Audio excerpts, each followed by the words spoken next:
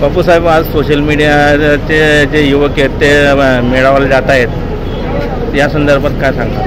माननीय राज्याचे उपमुख्यमंत्री अजितदादा, भावी मुख्यमंत्री, तरुणांच्या मनामध्ये तीच प्रेरणा आहे की दादा भावी राज्याचे मुख्यमंत्री झाली पाहिजे. ती प्रेरणा घेऊन सोशल मीडियाचा मेळावा माननीय दादांच्या अध्यक्षतेखाली त्या ठिकाणी होत आहे.